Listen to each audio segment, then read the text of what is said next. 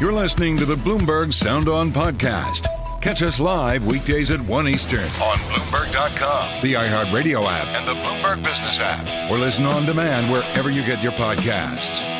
Stephen Dennis is with us now, Bloomberg Congressional reporter who's always very close to the leadership and has a good sense of this conversation surrounding Mitch McConnell. Stephen, it's great to see you. I'm going to ask you a few things about this, but I'd like everyone to remember what Joe Biden said yesterday after he spoke with Mitch McConnell. He went down to FEMA headquarters to talk about the hurricane, but of course this is what was on people's minds. Speaking to Leader McConnell?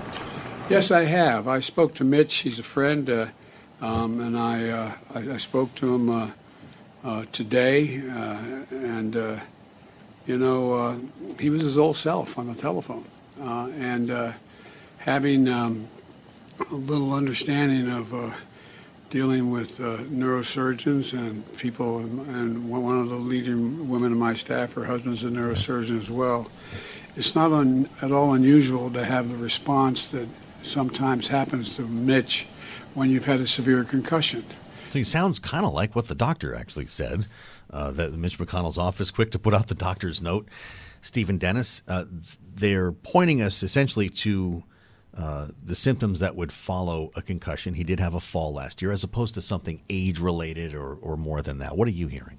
Yeah, I mean, I think it's troubling when you see one of the leaders have these freezing moments, one of the most important people in the country, and and it's not the first time, so there's now questions about whether he's going to be able to continue as leader. Right now, all the people around him are sort of wishing him well. There are no Republican senators yet calling on him to step down, but there's going to be a very important meeting next week. The Senate Republicans, when they come back from their August recess, they'll have lunch on Wednesday. They'll all be in the same room. I expect McConnell will be trying to put to rest questions about his ability to do the job, and then he has a press conference usually right afterward where it's the exact same scenario. Where he first froze. And I think there are real questions that you're starting to see.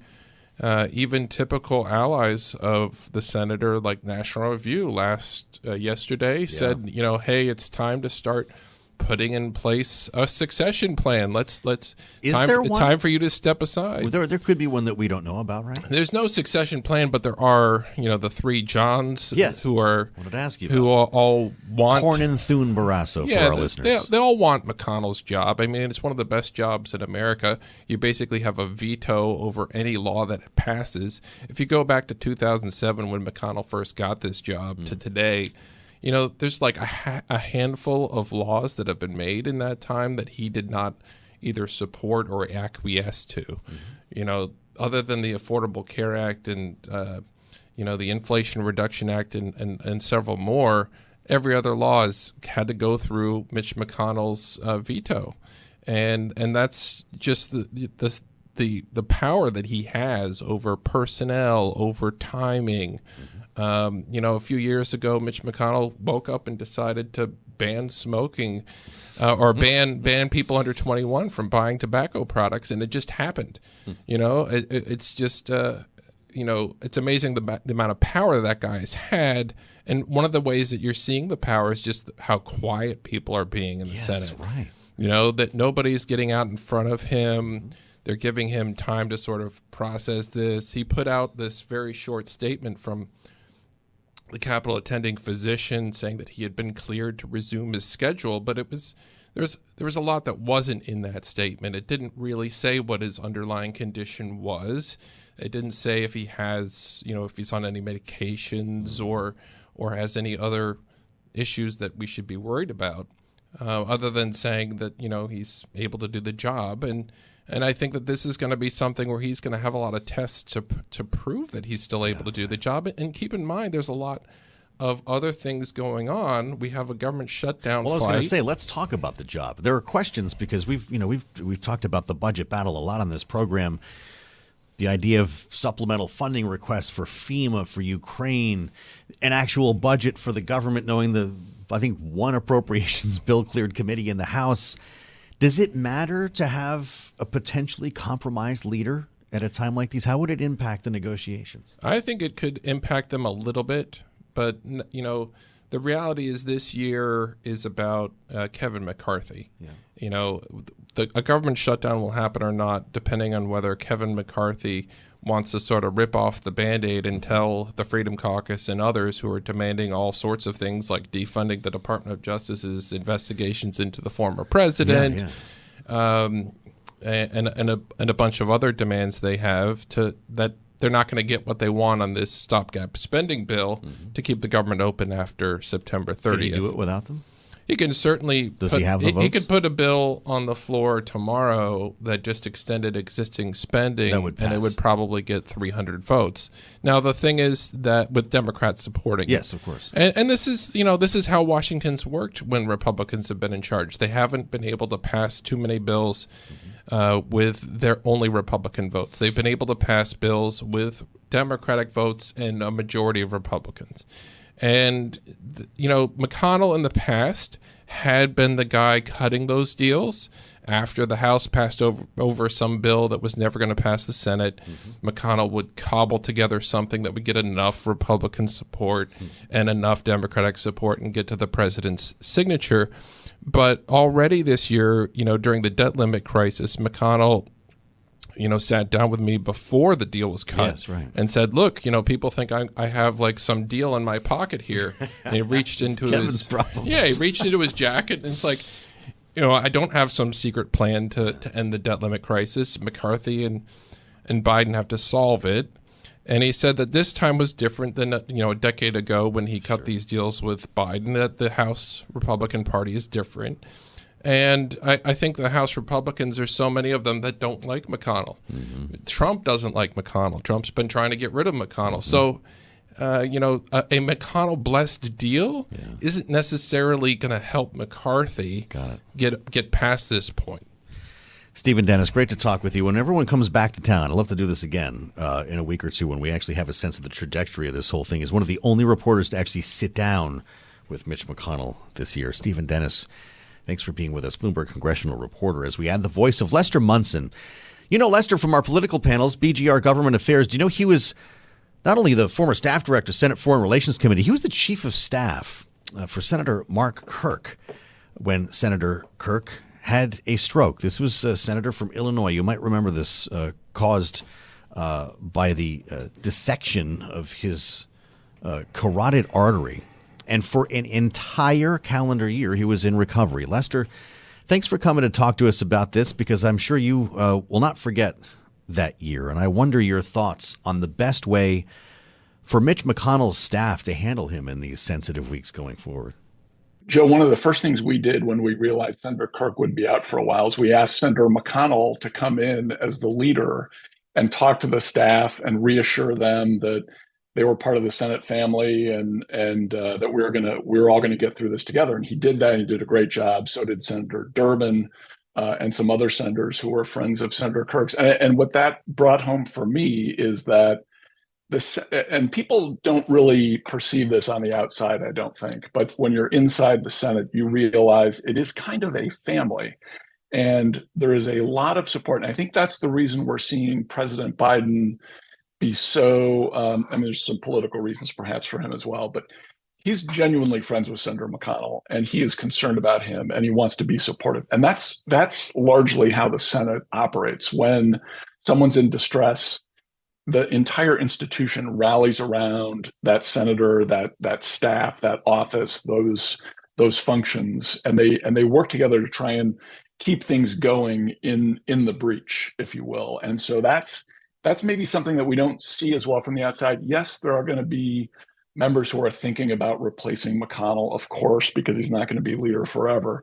But what's really going on now is everyone is coming together, particularly Republicans, to try and support the leader and get him through this to where it's apparent that he's fully functional and able to do the job. So that's the thing. The Senate really comes together, and it's kind of a nice thing. So if this ends up being side effects from a stroke and there is actual recovery ahead, Lester, could Mitch McConnell be in the Senate for years? He's 81 years old. Well, I think he could. There was a senator from South Dakota, Tim Johnson, who got reelected after having a very severe stroke, and he had, there were some consequences for his faculties, physically mostly, after that stroke. But he got reelected. He continued to do the job as senator. I think he was even chairman of the banking committee for quite some time.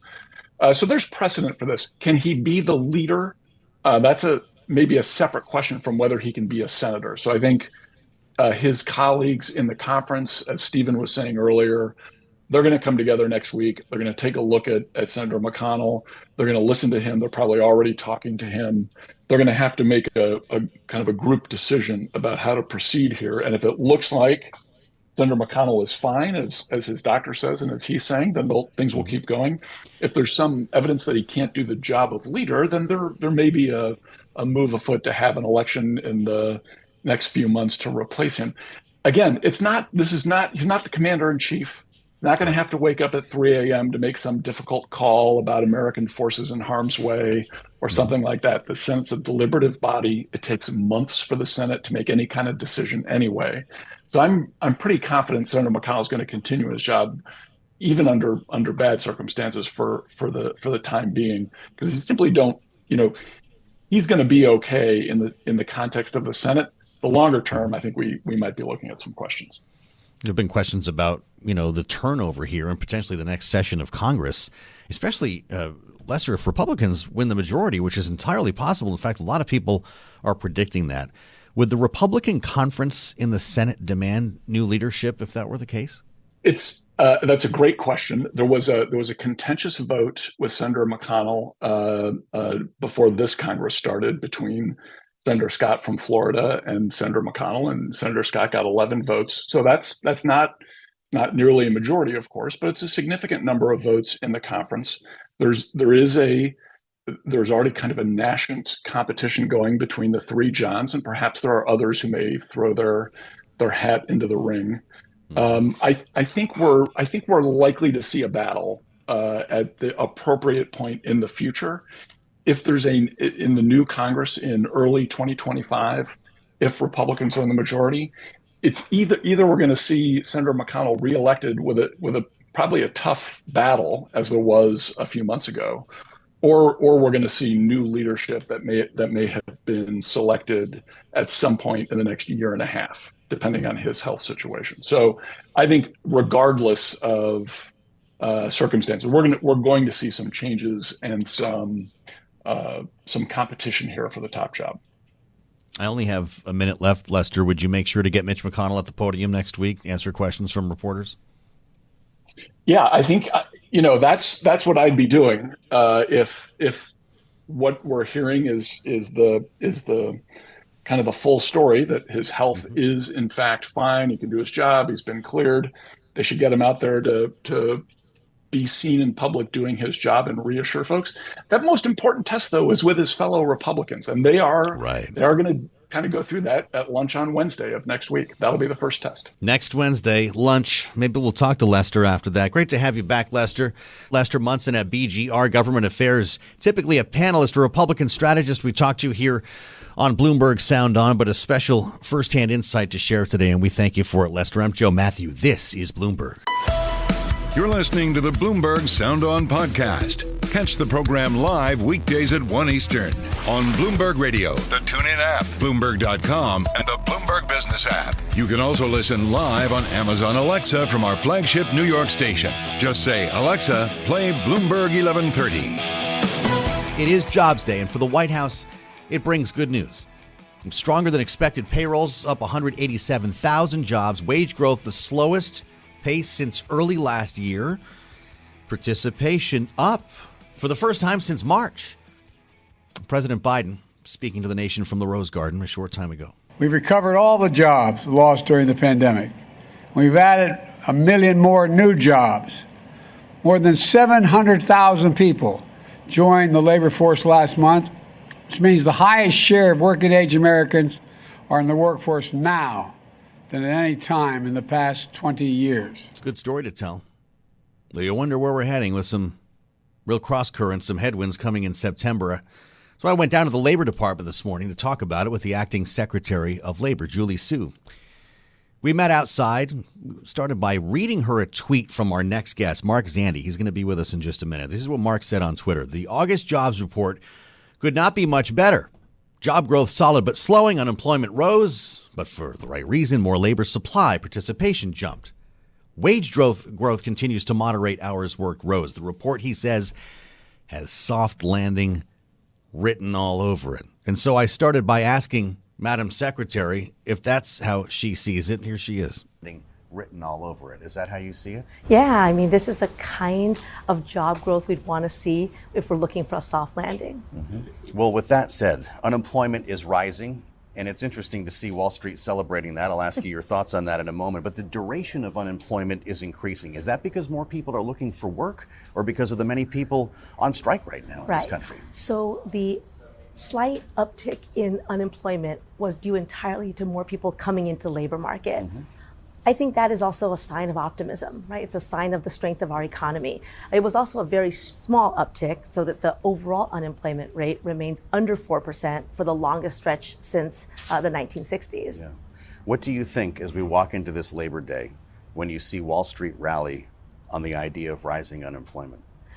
I think that these are all signs that the president's economic agenda, what we call Bidenomics, his investing in America, right? The idea that if we do our jobs well, we can have a tight labor market where workers share in prosperity, where we recover from the economic catastrophe of the global pandemic to a point where we have steady and stable growth, that all this is not only possible, but it's actually happening. You've been asked a lot about union actions lately with regard to the UAW, what's going on in Hollywood right now. There could be flight attendants involved. This could go beyond that.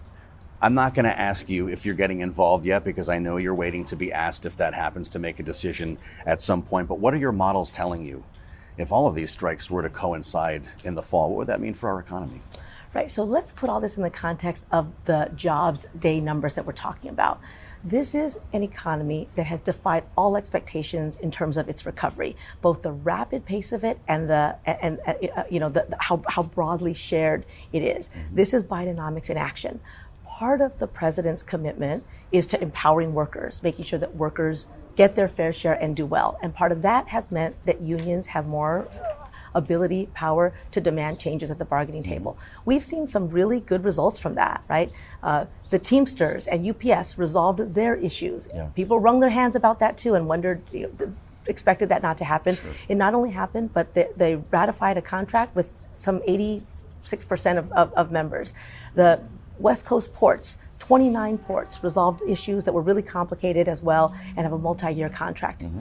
These are what happens. So you see this resolving itself? I mean, I'm not going to make a prediction about that, but I do think that the process requires that we respect the parties' ability and their continued commitment to bargaining at the table. I have to ask you about Taylor Swift. I don't know if you saw Taylor Swift when she came to town, but we're hearing that the impact, the Federal Reserve even mentioned this, of her tour and even Beyonce's tour to some extent helped to paper over some weakness that might have otherwise emerged in this jobs report. What's it going to look like when everyone comes off tour after the summer? So I'm going to say something about women in general, right? Okay. Women are powering this economic recovery. We can talk about Beyonce, we can talk about Taylor Swift. I want to talk about the record numbers of women in the job market now. Right? Remember, during the pandemic, women were pushed out of the labor market through things like our lack of paid leave, difficulty with accessing childcare. Those women are now back in the labor market. We have the 5th month of historic percentage of women in jobs, and I think we should continue that effort to create good jobs, create good union jobs, and make sure that everybody has access to them, including women. Could we see a hiccup, though, when all of these tours come to an end? They're obviously employing more than women. Yeah, but women, I mean, looking at the labor market as a whole and jobs as a whole, I think that we're, fortunately, broad-based recovery means we're not just reliant on one or two superstars, but we're really seeing what happens when people have confidence, when you create good jobs in all communities. And at the Department of Labor, we're really focused on making sure that everybody can get those jobs. Madam Secretary, happy Labor Day. I look forward to seeing you in a month.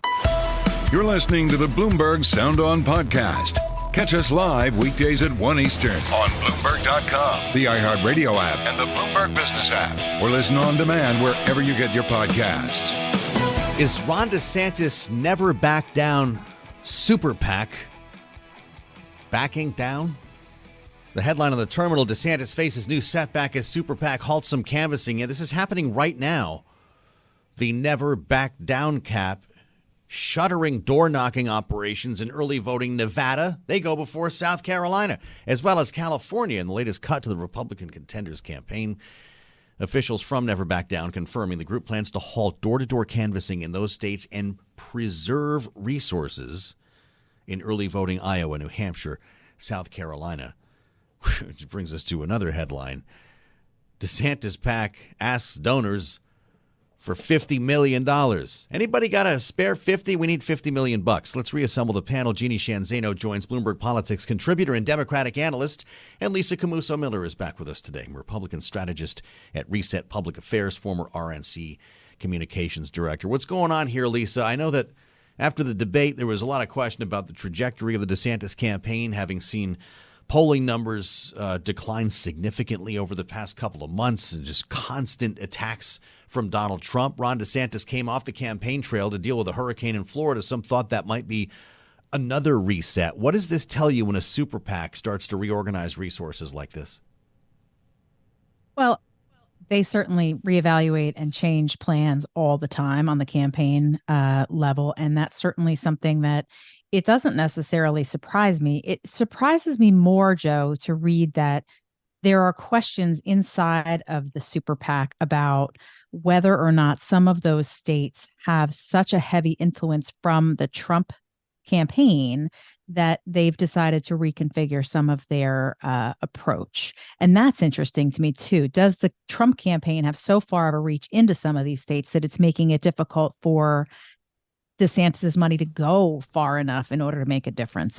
That to me is even more interesting. So as much as I see that they're recalibrating and they're changing their process, I also think, though, Joe, it's so early still that to be spending money their burn rate must be off the charts. They must be reconfiguring some to make sure that they're more tactically smarter, making decisions that aren't necessarily putting all of their money out there too quickly in advance. But he already has probably more money than every other candidate. So to me, I just feel like it's a recalibration. Yes, there's been a lot of recalibration, but I also think that there is something to be said for Ron DeSantis and his political team.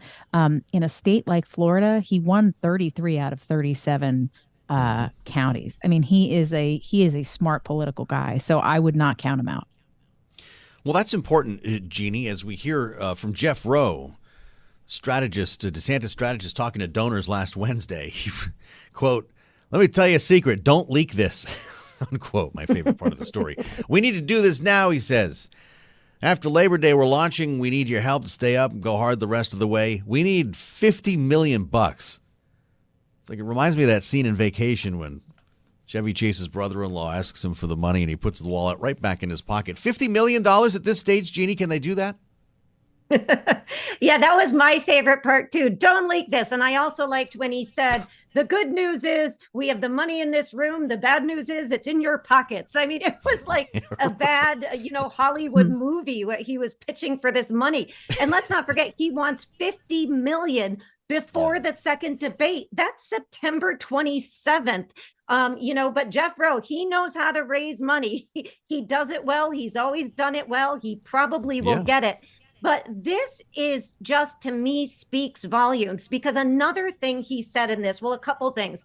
Number one, he said that if they don't get this, they are likely to lose, because this is all going to come down to the big states we know about, Wisconsin, Pennsylvania, in the end. In other words, he is saying what a lot of establishment Republicans are saying, is that Trump can simply not win the general election. So there's that. Then he also really put a timeline on this thing. He said, give me this 50 million, 60 days. Well, that takes you to about November. So I read this as Jeff Rowe saying, if DeSantis doesn't have his 100th comeback by November, this thing is done. So I don't think that we have as much time as we usually do in a typical election. I think the clock is ticking. Jeff Rowe is telling big time donors. Why? Because in that debate, Nikki Haley really wiped the floor with Ron DeSantis. Donors are attracted to her. He's worried they're fleeing. And he's saying one last time, give it to me. I'll show you some return on your investment.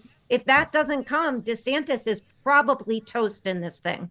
Wow. All right. Well, we have a little disagreement here, I guess. And by the way, this is all coming from the New York Times. They got an audio recording of this whole thing in which Roe did say that DeSantis needs to beat Donald Trump in the next 60 days and separate himself from the pack from the other rivals, quote unquote, now. With an update on Donald Trump and his legal woes, remembering he pleaded not guilty or is going to without showing up in court in Georgia, there's been this big push for a special legislative session by the former president and his allies to oust Fani Willis, the Fulton County DA. Enter Governor Brian Kemp, remember, the Republican governor of Georgia. You know, these are the distractions that get you to lose elections. The last time we were talking about special sessions here in the state of Georgia, just a few weeks later, the Republican majority lost 2 U.S. Senate races. Lisa, Brian Kemp continues to be Donald Trump's worst nightmare. He says, come back in the regular session if you want to do this. It appears there may be no hiding from the charges Fani Willis has brought for Donald Trump. Is that how you see it? I mean, Governor Kemp is a leader in our party. He is saying the truth. He is talking about the fact that the election has not been stolen. He's standing behind the elected officials and the leaders in the state. He's doing what we expect our elected officials to do, Joe. And so to me, yeah, he absolutely is the fly in the ointment for the former president, but he is a patriot. I mean, it's amazing and it's fantastic. And I wish there were more Republicans that would stand up and say the same. He's talking like a Democrat almost, Jeanne, but that's kind of the special thing about Georgia, isn't it? The Republican leadership in that state, just not big fans of Donald Trump. Yeah, that's right. And he is absolutely telling the truth. I agree with Lisa. You know, the Republicans lost 2 Senate seats for the first time in modern history, just about. And they lost it because they were playing these kind of games that Brian Kemp is pushing back against. This is not the way to win the suburbs. This is not the way to win independents and moderates. When you go down this road, you risk losing. And that's what they did in 2021. And the risk is they do it again all over. And so he's trying to stop that. But he's going to get pushback from the MAGA wing. It doesn't seem like the governor is going to allow that to happen. I'm sure that's also simultaneously true. We'll keep the beat on Brian Kemp for you. Final thoughts from our panel next. I'm Joe Mathieu. This is Bloomberg. You're listening to the Bloomberg Sound On podcast. Catch the program live weekdays at 1 Eastern on Bloomberg Radio, the TuneIn app, Bloomberg.com, and the Bloomberg Business app. You can also listen live on Amazon Alexa from our flagship New York station. Just say, Alexa, play Bloomberg 1130. As we head into this weekend where you might see a barbecue or, I don't know, maybe a bottle of beer at some point, we have to put this story to bed. We'll do it right. Just pour one for the panel. I mean, I'm still working. They're going to do that on the air. Let's bring back Jeanne, Zaino, and Lisa Camooso Miller. Listen to the head on that thing. All right, so we got an update from the White House on the 2 beers a week scandal. We talked about it yesterday. This is the biggest controversy gripping the nation's capital. Remember what Ted Cruz said about this? He was very upset about it. That Americans could be limited to no more than 2 beers a week, he suggested. New strict alcohol guidelines. It follows an interview with Dr. George Koob. This is one of the health czars, I guess, at the White House. Health. He's talking to the Daily Mail, of all people, of all places, about whether the U.S. might revise its alcohol guidance to match Canada's, where indeed people are advised to have just 2 drinks a week. I never heard that. I thought they loved beer in Canada. Just while there's 2 panelists. Okay, here we are. Now, we finally heard from the White House on this. It's straight from the press secretary, Karine Jean-Pierre. Pretty tight tweet here. Quote, this claim is absolutely false. Jeanne, Zaino, does this go into the gas stove file? It goes into the gas stove file. It goes into the green M&M file. Joe Mathieu, it's a Labor Day weekend, and you're not giving Lisa or I any of this beer that you're opening. I just want to note that. I set them up for both of you. That's all right. So does this Send stuff them work, over, Lisa? Joe. Listen to Ted Cruz. Did you hear him on Fox? We did this yesterday. I can't resist. They're trying to go after and regulate ceiling fans. I got to tell you, it's hot in Texas. We don't want to get rid of our ceiling fans. And now these idiots have come out and said, drink 2 beers a week. That's their guideline. Well, I got to tell you, if they want us to drink 2 beers a week, frankly, they can kiss my ass. All right. So I don't know. That was Newsmax, actually. Lisa, who's right here? Woo! I don't know, but it's certainly not good news for anybody to make that kind of recommendation with the way that the White House and the administration, bingo, saying hello. It just seems to me like it's going in the category with the gas stoves and all the rest. Absolutely not. I guess it is. Yeah. Gas stoves, shower heads, toilets, dishwashers. Thank you for humoring me, Jeanne, Zaino, and Lisa Camooso Miller. Thanks for listening to the Sound On podcast. Make sure to subscribe if you haven't already at Apple, Spotify, and anywhere else you get your podcasts. And you can find us live every weekday from Washington, D.C. at 1 p.m. Eastern Time at Bloomberg.com.